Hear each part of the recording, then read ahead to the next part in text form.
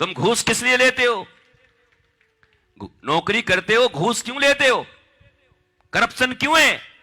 बच्चे का admission DAV में हो जाए, डीपीएस में हो जाए, इसके लिए हमें पैसे की जरूरत पड़ती है। तुम घूस क्यों लेते हो? जीवन में बेटा बेटी या हम कहीं बीमार पड़ जाएं तो लंदन भी जाकर के करोड़ों रुपए में अपना इलाज करा पाएं, इसके लिए तुम लेते हो। इसके लिए तुम गलत तरीके से धन कमाते हो। क्यों करते हो? अगर कोई तुम्हारे ऊपर मुकदमा कर दिया तो मुकदमा करने के बाद सुप्रीम कोर्ट के उन बड़े बड़े वकीलों को, जिनकी फीस एक बहस की लाखों नहीं करोड़ों तक पहुंच जाती है, एक साधारण फार्चून का दुकान और केले बेचने वाले आदमी इतना कहां से लाएंगे? कैसे देंगे सुप्रीम कोर्ट के उस वकील को पैसे? और वो तो ऐसे वकील हैं कि उनको तुम्हारे सामने खड़ा कर दिया जाए, तुम कितने भी सच्चे रहोगे, फिर वो जब तर्क करेंगे तुम्हारे फुटहा छाप वकील से, जो बेचारे के पास धन ज्यादा नहीं है और गरीबी में पढ़ के आए हैं, क्या वो उनसे जीत पाएंगे? क्या उनसे तर्क कर पाएंगे? क्या उन चीजों को साबित कर पाएंगे? वो क्रिएट कर पाएंगे उन चीजों को जिससे आपको सही न्याय मिल सके? भारतवर्ष नहीं, पूरा दुनिया जानता है कि मक्का और मदीना का नाम लेने से इस्लाम का याद आता है। वहां जहां आप जाते हो, पोप जहां रहते हैं, वेटिकन सिटी का नाम लेने से पोप और क्रिश्चियन धर्म का याद आता है। वैसे ही भारतवर्ष नहीं, पूरी दुनिया के लोग जानते हैं कि अयोध्या, मथुरा और काशी का नाम लेने से सनातन और हिंदू का नाम आता है, राम, कृष्ण और शिव का नाम आता है। वो भी तुमको 492 साल के बाद मिलता है।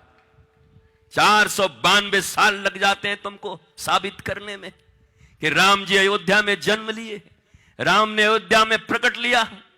और अभी भी शिव जी हो या हमारी कृष्ण जन्मभूमि हो, हम जहां मथुरा से आते हैं, अभी भी हम साबित नहीं कर पाए। ये तुम्हारी न्यायिक व्यवस्था है। पुलिसिंग व्यवस्था तुम्हारे पास 1861 का है। अंग्रेजों ने इस व्यवस्था को लाई थी भारतीयों के ऊपर अत्याचार करने के लिए।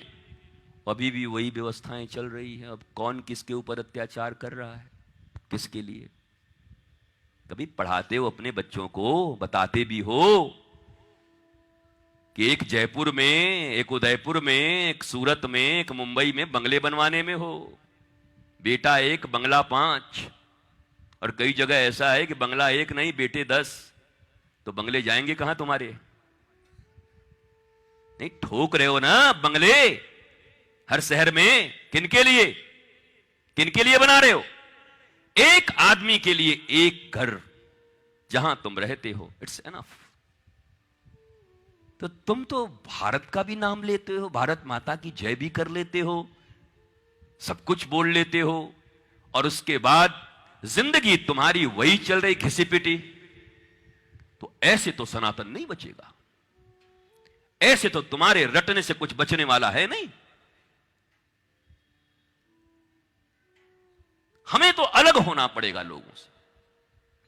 हमारे चाल चलन, नियम नीति, हमारे बच्चों के दिए जाने वाली शिक्षा दीक्षा, ये सब हमें अपनाना होगा। वो जोश आया एक दिन के लिए और खूब दौड़ गए इधर से मोटरसाइकिल लेकर, हो गए हिंदू। इतना सस्ता है हिंदुत्व, इतना सस्ता है सनातन। और एक बात और है, रामराज्य की स्थापना की कोशिश करो। रामराज्य दैहिक दैविक भौतिक तापा, राम राज काहू को न व्यापा। हिंदू राष्ट्र ठीक है, पर हिंदू तो रावण भी था, हिंदू तो कंस भी था। बोलो कौन सा राज चाहिए? अरे तर्क करो ना, बाबा मिलाए ना, एक करो।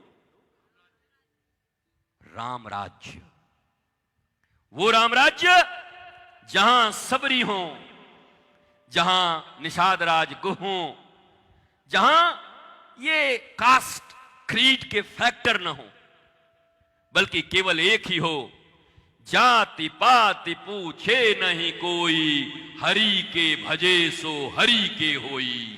ये बात आएगी तब जाकर के सनातन और हिंदुत्व की बात कर सकते हैं।